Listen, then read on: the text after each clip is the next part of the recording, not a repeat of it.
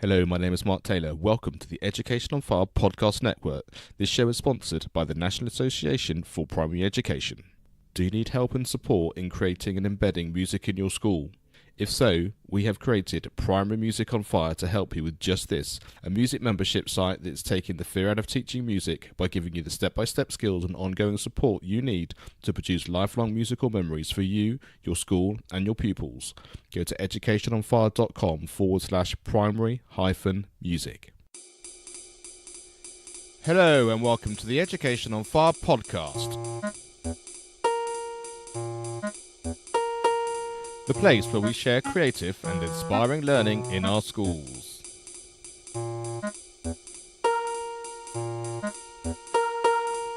Season 6, Episode 87. Hello, welcome to this brand new season of English and Literacy.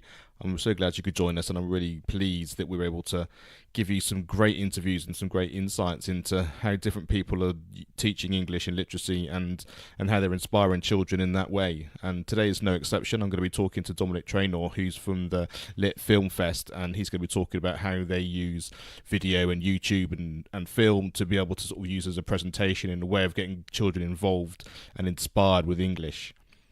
The other thing which is fantastically exciting this season is that Mark Warner from teachingpacks.co.uk has very kindly given us a free resource each week, so a different resource each week for you to download absolutely free that you can use in your class. Having been through these resources, if you really like what they're doing, you can get an exclusive Education on Fire coupon code.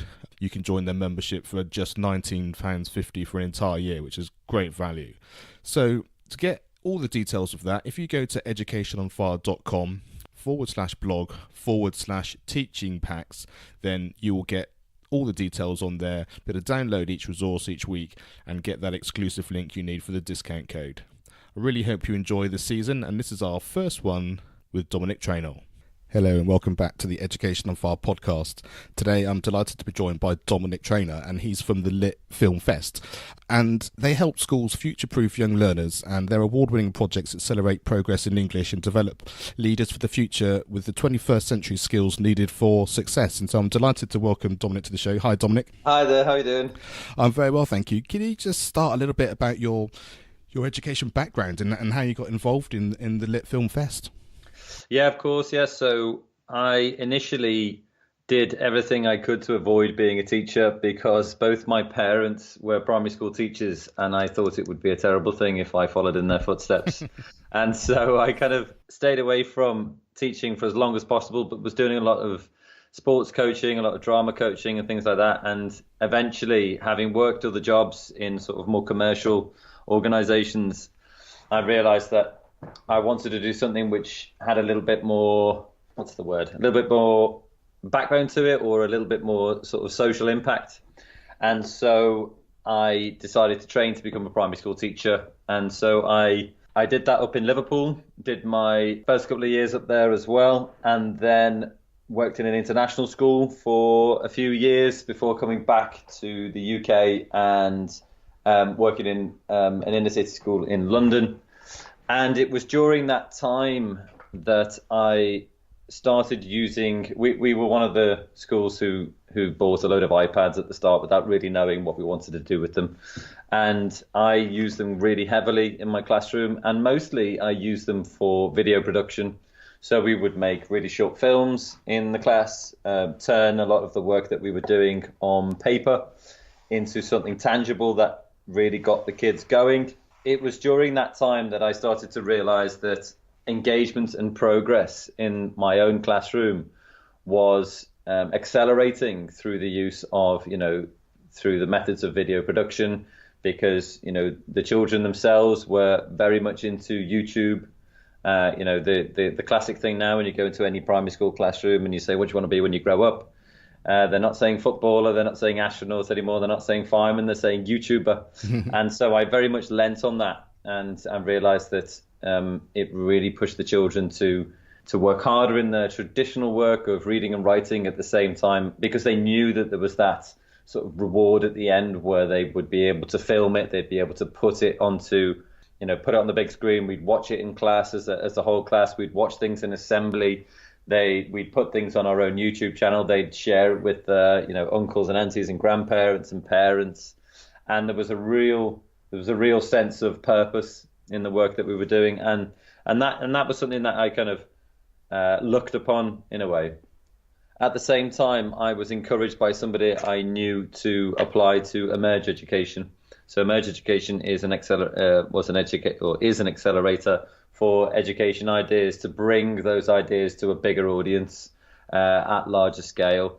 And that's where LitFilmFest started. We were originally called A Tale Unfolds, but over the last few years, we've done a lot more work with the British Film Institute, for example, and they gave us the IMAX in Waterloo in order to put on a film festival where we could invite down schools who'd been using our projects so that they could see them on the bigger cinema screen in Britain.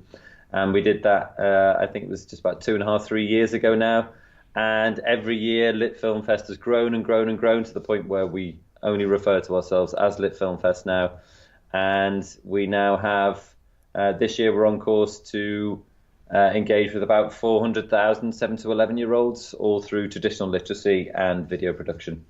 Wow, that's amazing, and that's such a great reach. And just one thing I wanted to pick up on just before we talk about anything else was I love the fact you were talking about, YouTube channels and sharing and people to be able to enjoy it together.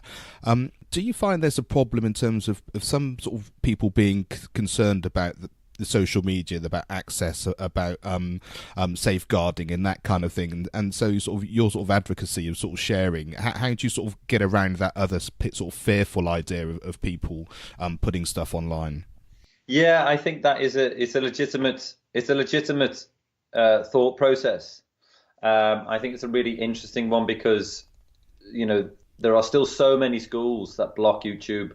And YouTube is, for teaching, possibly the greatest resource that you could possibly have. The amount of information and knowledge and, just the amount of stuff on there is incredible. So my first thing is that I don't think that any school should block YouTube.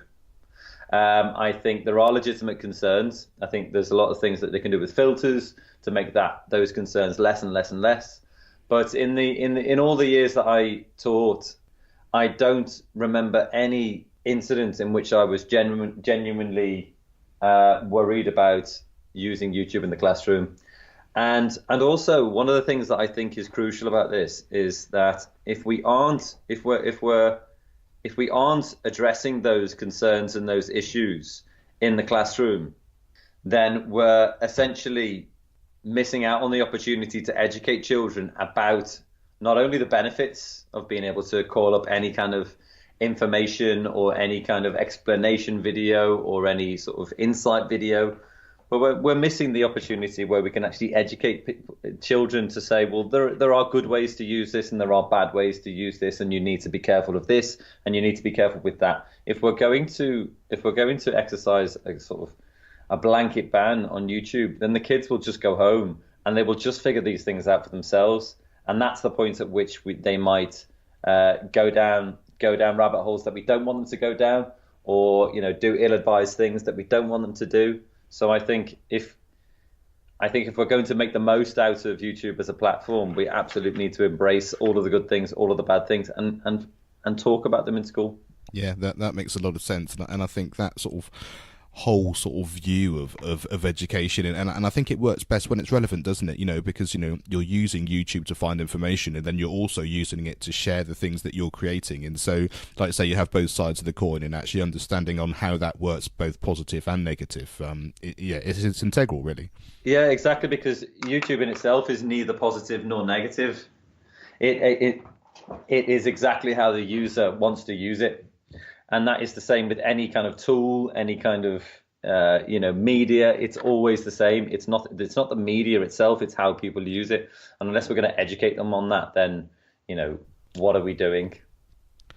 And so, in terms of people who heard the first part of the conversation and thought, yes, I'd quite like to be involved in something that's going on in London and being part of a big film festival, how does it work? What are the projects and how do people get involved in it?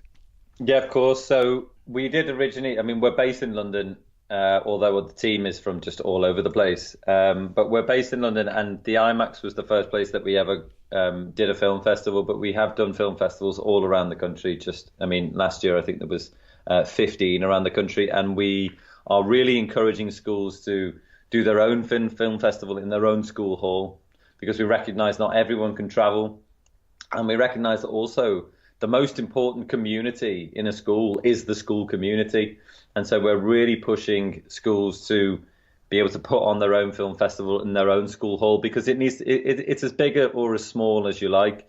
It can be a class assembly where they show a few films. It can be a whole school effort where everybody's got a film to show and they invite the parents down, for example.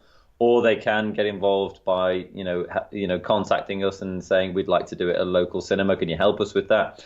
So we do everything from a school hall to, say, the IMAX in London, for example. But in terms of the teaching resources themselves, teachers can just go to litfilmfest.com, and there are 35 hours of English projects that they can download. They're for Key Stage 1 and for Key Stage 2. Some of them have differentiated packs for those different ones. Some of them are just Key Stage 1, and the majority are just Key Stage, can be used in Key Stage 2.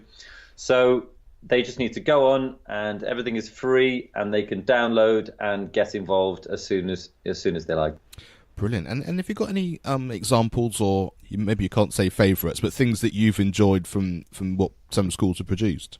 Yeah, of course. So one of the things with Lit Film Fest is that we like to strike a balance between children enjoying the traditional side of literacy in terms of the reading and writing side, enjoying the digital side in terms of making videos, but also we often do projects which really have, sort of a global issue involved. So, for example, this year one of our projects is called Team Tap, and it's looking at single-use bottles and how we can replace bought bottled water with people carrying around their own bottle, filling it up from a tap, for example. That's like a non-chronological report that people can do. We do ones on like healthy eating, for example. We're currently doing a project called Lioness Lunch with the England women's football team, the England Lionesses, where kids will look at instruction writing, but they'll look at it from a health and nutrition point of view, and what kind of food groups they need if they want to live and eat like an athlete, for example.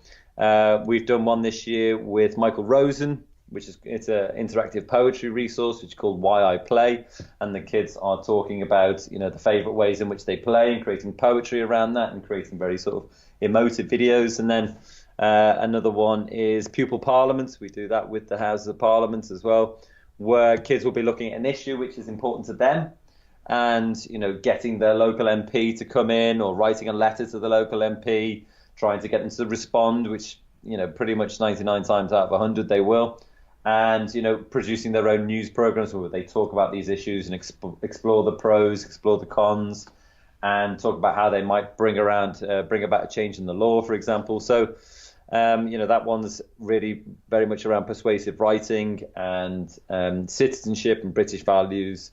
And then we also have stuff which is much more of a sort of an entertainment bent. So for example, in Key Stage 1 there's a superhero trailer where they can create their own superheroes and talk about their characteristics, and then they can create a sort of really fun trailer with little effects and things like that.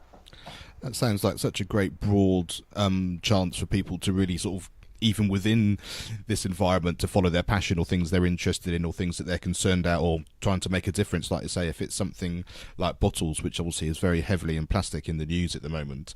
So how did you go about getting people like Michael Rosen and the English ladies football team involved? How did that all come about? I think it came about initially because about 2 years ago, we did a project called, let me get this right now, it was called Pupil Prime Minister. And it was something that we did with Peter Kilfoyle, who was a former MP, who was formerly in Tony Blair's cabinet, famously sort of walked out over the Iraq War. And he advised us on that sort of political project and gave us did some videos with us. And we were featured in The Guardian this is about 2 years ago now, and it was just before, I think it was 2 years ago, just before the general election, where they did an article about, people who are doing things in classrooms in order to teach kids about politics. And through that, the Houses of Parliament actually asked us if we would work with them on a sort of more formal basis in order to get politics into the classroom. And that was where we realised that we built up a following of thousands of teachers who would use our stuff regularly, and we realised that we could help get some of these issues that we saw, or some certain strands of learning that we saw as important into the classroom. We could help organisations like Houses of Parliament, for example, help causes like environmental causes. We did one last year with Change.org, where we had one class in particular who started their own Change.org petition, and it got over 110,000 signatures. It was mentioned on CNN, in the Metro, Schools Week, mentioned in Parliament by Michael Gove. And so we started to realise that we could work with other organisations in order to bring maybe a wider variety of content into the classroom. Because I think, I'm an English literature graduate myself, and I've read more books than I'd care to remember. And one of the things that I think is happening, certainly in the primary classroom, is that we are very, very focused on fiction. And when you think of primary English, it is always based around a work of fiction. There are so many good things about that, and I would never say that there wasn't, so many bonus plus points to that. But we are missing the opportunity to get in a much wider range of content into the primary English curriculum. And I think that's where we started working with people like Parliament, people like BBC Good Food, people like Michael Rosen, so that we could start to offer a wider range of English projects into the primary classroom that primary teachers could just pick up, download from the website and use straight away. And I think, certainly from a teacher's point of view, and also I'm sort of thinking back when I was a primary pupil, which is quite a few years ago now. But that sort of sense, now we're doing English, I need to learn some spellings, or now I'm doing English and I need to write a story based on something, or now I need to write about what I did on my holidays, kind of thing. That has a very different feel than, this is something I'm really into. I'm using the skills in the English and literacy that I'm learning in order to get across what it is that I'm talking about, or the project that I'm doing. And then it all serves as a self-serving prophecy, doesn't it? Because I'm using the skills in order to get across what it is that I want, which essentially is what a large part of education is all about. You learn what you need in order to do what you want to do in life. And I think building that whole thing together is probably why it's so successful. Yeah, I definitely think that, like I said, I'm an English literature graduate, and since my degree, I've never had to analyze a book in the same way that I did at university. Most of my literacy skills have been around doing something which has real world purpose, whether it's learning how to do a certain process, learning how to, reading instructions, reading a manual, presenting or writing a document that other people can follow, writing looking at schedule of events. And one of the things that we're very focused on is giving children real world skills. Because I think if you were to look at the primary English practice at the moment, is that we are focused on creating a generation of children who are fiction writers. And I love a good work of fiction, but that is not what the majority of people do. The majority of people use English in a very, very different way. They use it to communicate. They use it to put across ideas. They use it to create a process, or they use it to understand processes, or understand what they've got to do, or a process that they've got to go through, understand how to do their job, for example. And most people don't actually use a lot of the skills that we teach them in the classroom, certainly from a fiction point of view. And so a lot of our projects are based around, can you put across an idea, or can you campaign about something that you're passionate about? Can you follow instructions? Can you create a solid argument for why somebody should believe what you're saying or should follow what your thought process is, or look at balanced arguments, look at news reports, just dissecting news reports, delivering news reports, things that have an actual practical use. And that's not to say that fiction doesn't contain within it, the study of fiction doesn't contain with it many practical uses as well, but there should be a greater range of ways in which people or children certainly approach the subject of English. I think that's it. It's partly moving the needle, isn't it, or the percentage point of making it relevant, and at the same time not disregarding and some of those more traditional ideas. It's just sort of having that whole, I think that whole picture of like say why it's important and how you're going to use it, and then making it relevant. And I think once all that comes together, then it becomes very exciting for everyone involved. Yeah, I think there's a lot of children who are being told that they should really enjoy reading fiction, and they're being told that is what English is about. It's about reading fiction. It's about reading fiction. Well, a lot of children won't do that, and they won't enjoy that, and a lot of adults don't do it or enjoy it either. And that is absolutely not to say that we shouldn't be getting kids to read as much as possible. But why do they always need to read fiction? Because I know a lot of adults, and perhaps more skewed on the male side. A lot of adults don't read fiction because they might not even enjoy it, but they might enjoy reading the newspaper. They might enjoy reading a football program. They might enjoy reading a arts and crafts magazine. They might really, really enjoy that. But we're not bringing those things into the primary classroom. It's 80% fiction and 20% of something else. And I'm saying that really what we should do is we should bring a balance where, yeah, absolutely, we have a very heavy element of fiction in there because there is so much joy to be got out of that. But also we should have, maybe a 50-50 split between works of fiction and then, other things like information writing, like persuasion, like campaigning, like news reporting, all of those different things.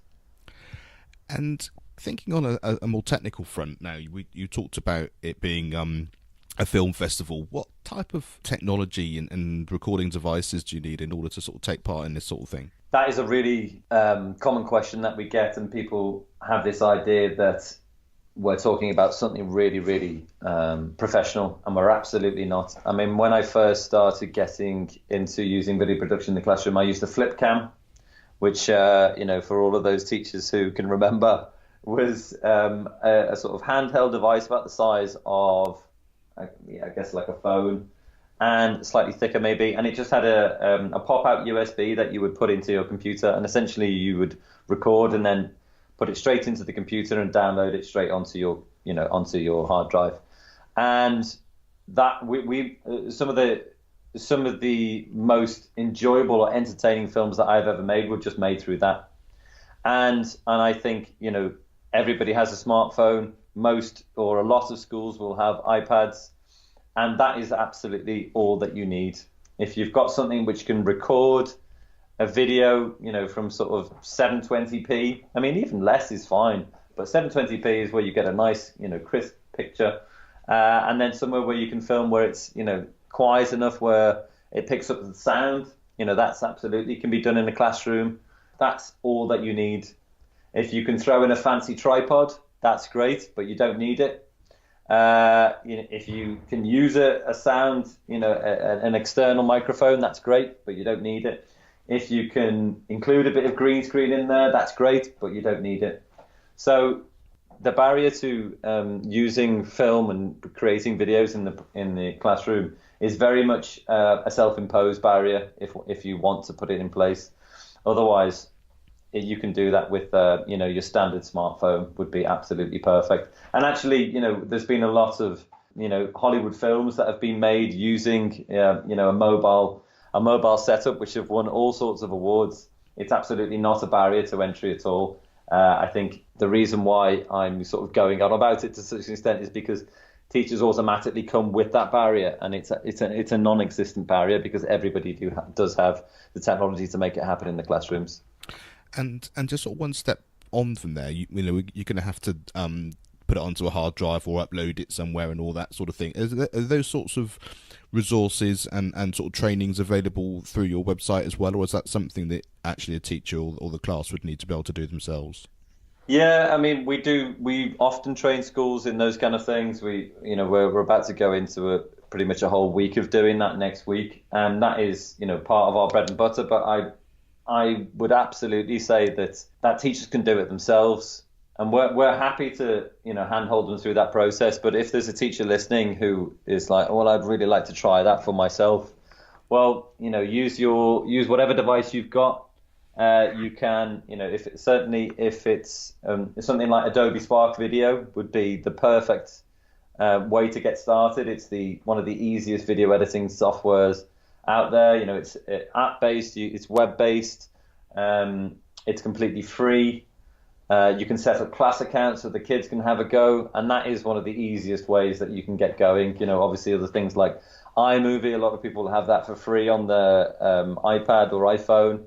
That's an excellent one to do as well. But yeah, it's very, very simple. I mean, everything that myself, that me and my team have learned how to do, we've done that through, watching YouTube videos, having a mess around with it ourselves. Anybody can be proficient in using iMovie and Adobe Spark Video, within half an hour maximum. And Adobe Spark Video, you could get going in 5 minutes, and you'd be as pro as anything that we could teach you to do. That's fantastic, and we'll have links to lots of these things on the show notes if you go to Education on Fire, and if you put Dominic Traynor in the search bar, it will pop up, and we'll have all those things on there as well. And one thing I really liked about what you said there was the fact that even if it's something you don't know, that process of actually going out and finding how to do it or doing a quick search for something is something which is actually an incredibly important learning process as well. Absolutely. I mean, the teacher is not the authoritative figure. The teacher is the first learner, and the teacher should be, open about learning new things and getting. And a lot of the time, we see that children in the class will teach the teacher, and I think that's great, and I think that should be embraced. And I think kids should feel like that they too can teach other people, and whether that person is an adult or a child, it doesn't matter who teaches who. I mean, certainly a tool like Adobe Spark Video, a 5-6-year-old child can use that and will get going with that very, very quickly. And a teacher can do the same. It's just, they just need to spend the time or just block off 20 minutes to actually go and look at it. And I think the thing is about these great project ideas is the fact that it becomes very collaborative, doesn't it? And people use the skills they have already, and they can help teach other people, like say whether it's peer-to-peer or student to teacher, or whichever way that comes. I think it's a really great learning experience for everybody.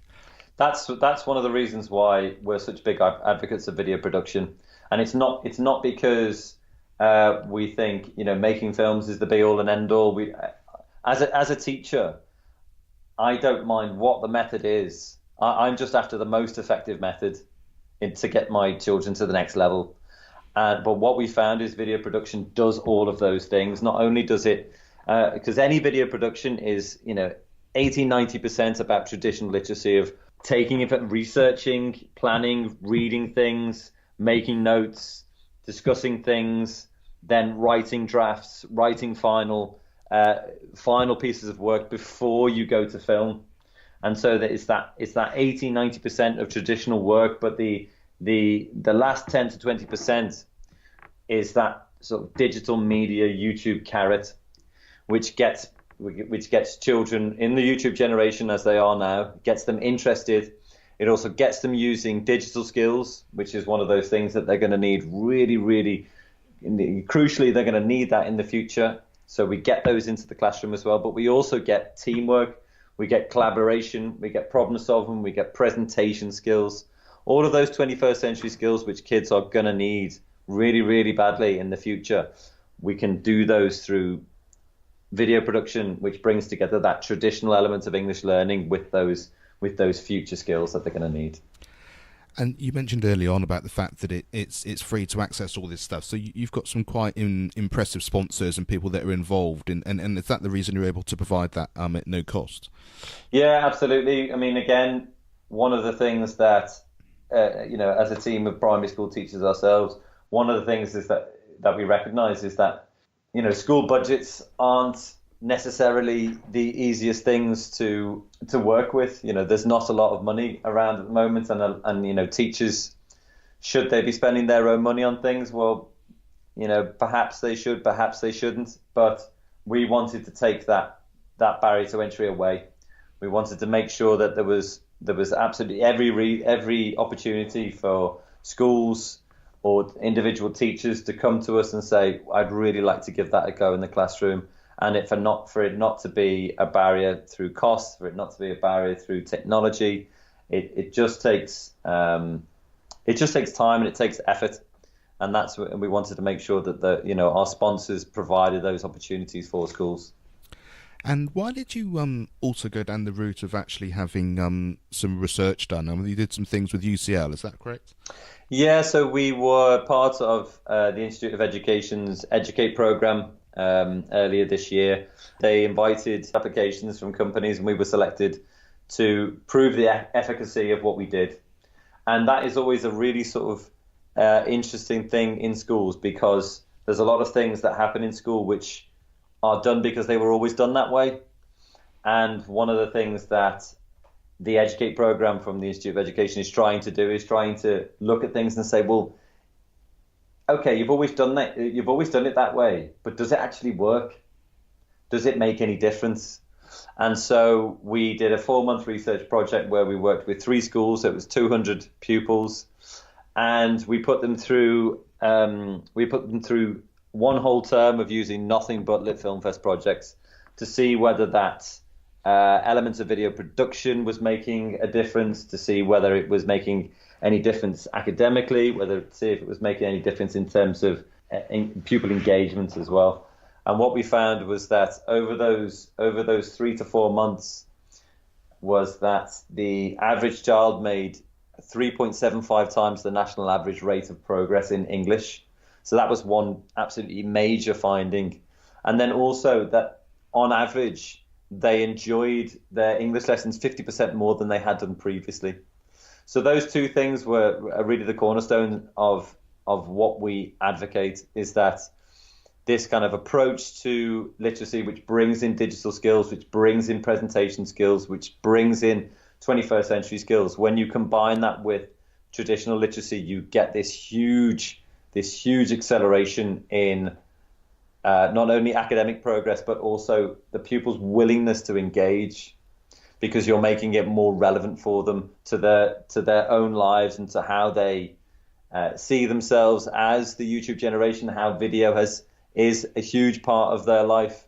And when you put those 2 things together, that's where the magic happens. And we wanted to do that research so that we could definitively say to schools, well, we've proven this methodology, albeit in a small sample size of 3 schools, 200 kids, but it's a lot more robust than just saying, oh, I think you should do this because the kids like it. We're actually showing that it has academic value. It sounds very exciting, and I have to say it's something which I'd certainly recommend if I was now working in a primary school, because I think my kids, having gone through that age, would absolutely love it, and actually having sort of done some of those sorts of things off their own back as well. I know how much they've enjoyed it. So just remind us again of the website and where they can go and find out all the resources and all the information they need if they'd like to take part. So go to litfilmfest.com, and within there you'll be able to look around at all the resources that we've got, all the free resources, and then also the research behind it. It's all over the website. That's brilliant. Dominic, thanks so much for chatting to me. It's been really interesting, and also I find it really exciting for the future, and exciting for teachers and the pupils that can get involved in that kind of thing. And I wish you all the best for the future. And I'm really interested in sort of keeping in touch and actually sort of seeing how this sort of develops as you go further down the track. Brilliant. Well, it's been a pleasure. It's nice to talk about it, and also nice to get the word out to teachers so that they can use it for themselves. Lovely. Thanks so much for chatting. No problem. Thanks for listening to the Education on Fire podcast. For more information of each episode and to get in touch, go to educationonfire.com. Education is not the filling of a pail, but the lighting of a fire.